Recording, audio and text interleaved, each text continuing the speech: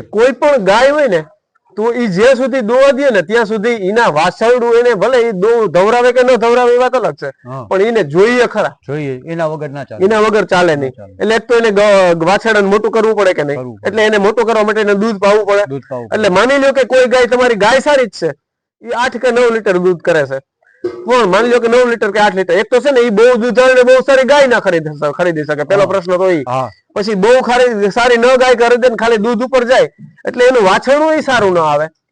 એટલું બધું ટૂંકમાં જેવા માન બાપ હોય એ પ્રમાણે વાછરડું આવે ને. હવે એનું વાછરડું મીડિયમ સર હોય, ઈ વાછરડાને મોટું કરે તો એ કઈ કિંમતી થાય નહીં, એટલે એને જે છે ને એ રીતે એને પોસાતું નથી. એક તો એને વાછરડું મોટું કરવું પડે, દૂધ એને પાય નહીં, એટલે એનો કઈ બહુ મોટો ગ્રોથ ન થાય, એની વાછરડી કિંમતી ન થાય. હવે 3 વર્ષ માટે નાની લ્યો કે ગાય બની તો ત્યાં સુધી ને હાચવવી તો ખરી. હવે એ જે ધંધા માટે તેને પ્રોફેશન લેવલ થી જે ધંધામાં તમે આવ્યા તો એ તો નફો નુકસાન બે વિચારવાના જ છે ને, કે મેં 100 રૂપિયા ખર્ચો કર્યો મને મળ્યું શું, ખોટી વાત છે. એટલે પ્રોફેશન લેવલમાં તમને ગાય સસ્ટેનેબલ નથી. બેઠો મગજમાં પ્રોફેશન લેવલમાં સસ્ટેનેબલ નથી એનું કારણ એ છે કે એક તો એને વાછરડાને રાખવા પડે, બહુ પૈસા ભરી લો તમે 1.5 લાખની, લાખની, 1.5 લાખની ગાય તમે લો, પછી એમાં તમે આઉટપુટ મેળવવાની કોશિશ કરો કે માની લો કે મારું 20 લાખ રૂપિયાનું રોકાણ છે, એમાંથી મને કેટલા મળે, તો બીજા ધંધામાં તો એટલા મળે. એટલે પ્રોફેશન લેવલમાં કોઈક જ માણસો સક્સેસ ગયા છે જેની સિટી થી નજીક હોય, જેની પાસે માર્કેટ છે.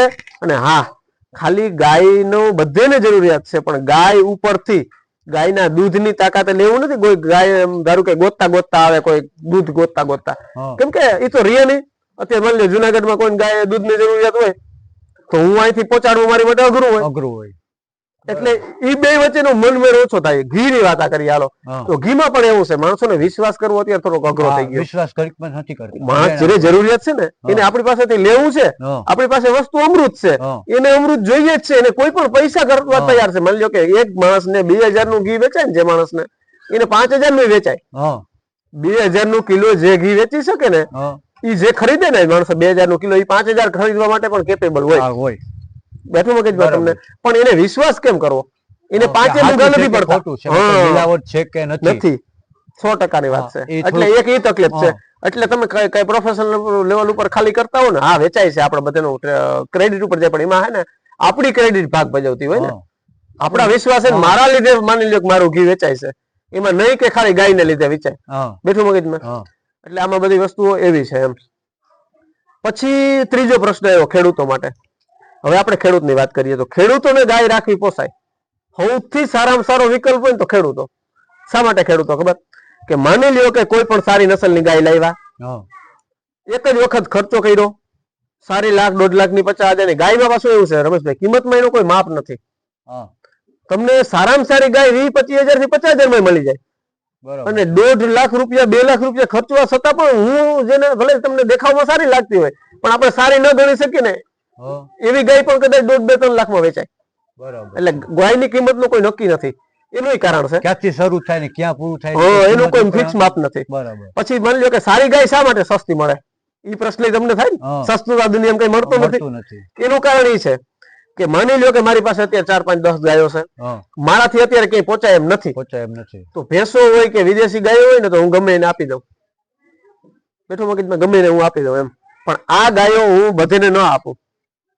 મને જ્યાં લાગુ પડે, મને જ્યાં કઈ ગાય સુખી થાય એવું દેખાય ને ત્યાં હું આપું ને. એટલે આપણે જેમ વિચારી હાથ ફરે કે ભાઈ આપણી ગાય અહીંયા દઈ છે, અને જમીન છે કે નથી, કેવી ગાય સાચવશે, આની પાસે શું છે, પૈસાની કિંમત નથી, તમે 20-25,000 ઓછા રૂપિયા એટલે સસ્તી મળી શકે સારી ગાય. એની માટે શોધવું પડે. કોઈ તમે લેવા નીકળો, તમે ઘણા મને માણસોનો ફોન આવતા હોય કે મહેશભાઈ આપણે સારામાં સારી ગાય જોઈએ છે, પૈસાનો કઈ ઓલું નથી.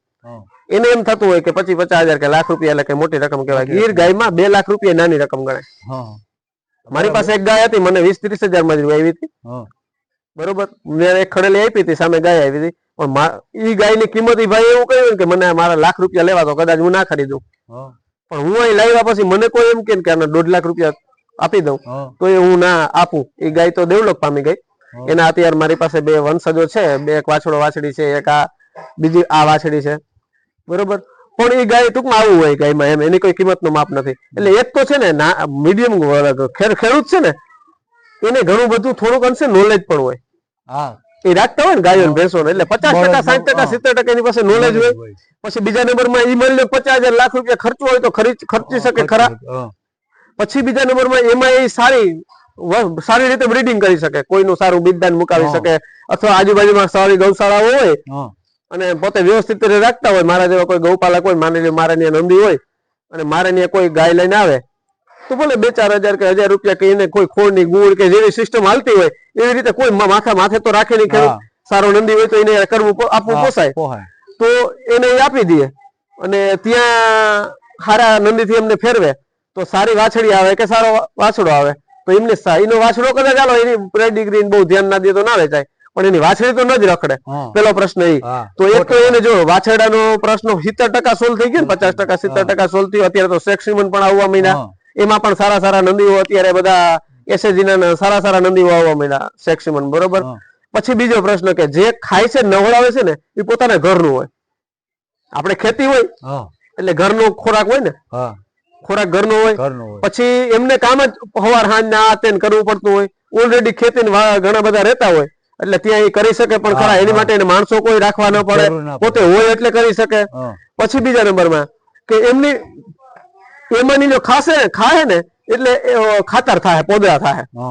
જે ગોબર તો થશે, ગોબર ગૌમૂત્ર છે ને એ ખેતી માટે કામ લાગશે. એને ખેતીમાં હવે માની લો કે ગાય નું કે ભેંસ નું, હાલો માની લો ખાતર તો થશે ને, ખાતર થશે 100%, બરોબર. તો જેટલો ભૂકો કે ડૂસો કે જે પણ ચારો ખસે ને ખાસ એના બદલામાં ખાતર આપી દેશે. એટલે ખાય જેટલું એથી ખાતર કિંમતી છે. જે પોદરા કરશે ને જેટલું ખાશે ને એથી ખાતર એટલા રૂપિયાનું થઈ ગયું. એટલે ખોરાક સામે ખોરાક થઈ ગયો, આપણી મહેનત સામે મહેનતાણું થઈ ગયું.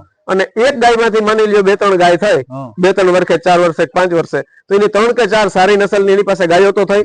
હવે એની માટે 3 વર્ષ માટે માની લ્યો કે આ વાછડો મારી પાસે છે એ અત્યારે કઈ કામનો નથી એવું માનીને ચાલીએ.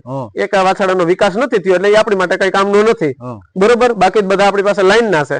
જો આ વાછડો આપણી પાસે સફેદાઈ બાંધ્યો છે ને પાછળ, એના બાપ એસએજી નો 1084 નંબર છે. એનો બાપ મોહન છે. એ મોહન ની આખી પેડિગ્રી આપણી પાસે છે. મોહન ની માં દાળમી છે, એનો બાપા પાંખેલિયો છે. એટલે આ બધું બ્રીડિંગ આપણી પાસે, મારી પાસે બધી લાઈન હોય બેઠું મગજમાં. હા બધી એની આખી આપણે કેમ પેલા વડવાઓ સગ પણ કરતા તો કેમ એનું મોહાર છે ફલાણું ઢીકણું કેમ બધું જોતા, એમ બધું ગાયોમાં જોવાનું હોય. પછી અંદર કેમ આપણે ધારો કે તમારી સરનેમ સુસર છે, અમે માડમ છે, તમે કેમ માડમ માં સગ પણ ન કરીએ, તમે સુસર માં ન કરો, તો એનું પાછળ વૈજ્ઞાનિક કારણો છે. એના અમુક આપણા ખરાબ ગુણો હોય ને એ આવતા હોય વધારે, એટલે ઇનબ્રીડિંગ ન થાય, બરાબર. એની માટે ક્રોસ બ્રીડિંગ એ ન થવું જોઈએ, ઇનબ્રીડિંગ એ ન થવું જોઈએ, આ બધું ધ્યાન રાખવાનું હોય. એટલે એ બધી માહિતી રાખી થોડોક આનો અભ્યાસ કરી અને ખેડૂતો જો ગૌપાલન કરે ને તો ખેડૂત જ ગૌપાલન કરી શકે, બીજા કોઈ ના કરી શકે. બીજા બધા થાકે. ખેડૂતોને થોડું ઘણું આપણને તમે કીધું જ્ઞાન હોય કે ભાઈ ઘા છે અને કયા સમયે પાણીની જરૂર છે, કયા સમયે એને ચારાની જરૂર છે, કયા સમયે એને થોડીક ફેરવવાની છે, બરોબર. કે આ વાંચીમાં ઓલે ખીલે નીચેનું તર્યું સાફ કરવું ના કરવું, કઈ ઋતુમાં કેટલો ખોરાક જોઈ, કઈ ઋતુમાં કયો ખોરાક જોઈ, કઈ ઋતુમાં ખબર હોય. આને તમે વિયાણમાં બધી ખબર હોય કેમ કે ભેંસો બધું વ્યાતું હોય. અને ગાય છે ને વિયાણમાં હારી, ભેંસ કરતા ગાય ની વ્યાહ બાબતમાં હારે. ઓગાર વાર્તા ગાય જાય પછી થાકી ના જાય. વિયાણ બાબતમાં ગાય બહુ સારી. અને તમે જેમ વાત કરીને એમ ઘણા બધા ખેડૂતોને ઘણી નોલેજ હોય. ઈ માની લો બીજા કોઈ નોલેજેબલ પર્સન રાખવો પડે. અને એક તો જો મેં તમને વાત કરી ને ઘરનો માણસ જે મોટા પૈસાદાર ને બીજું હોય તો માણસ તો મળી જાય ઘણા, પણ અનુભવી ના મળે. અનુભવી ના મળે, વિશ્વાસી મળે તો ટૂંકમાં રીએ નહીં, થોડોક ટાઈમ થાય તો બીજો અનુભવી સામે આ બધા પ્રોબ્લેમ્સ થાય એટલા માટે. બરોબર છે. તો પછી બીજા નંબરમાં આપણે મહેશભાઈ તમને અનુભવ છે એટલો બધો, આપણે જે પશુપાલન મિત્રો છે ને તમે થોડીક એ પણ માહિતી આપો કે જ્યાં તમે ગાયો જે બધી બાંધી છે, બરોબર, અને નીચેનું જે તરિયું છે એ ઘણી જગ્યાએ હું ગયો છે તો તરિયા અમુક જગ્યાએ ઓલા આપણે પથ્થરના સાંટા હોય એવા ગોઠવેલા હોય છે, અમુક જગ્યાએ શોભન કરેલું હોય છે, અમુક જગ્યાએ ટાઈસ નાખેલી હોય છે, અમુક જગ્યાએ માટી નાખેલી હોય છે. તો આ ગાયો માટે કઈ વસ્તુ સારી છે કે એના પોતાને ટૂંકમાં કઈ વસ્તુમાં ગાયને સારું રહે, બરોબર, એ વિષય ઉપર થોડીક આપણે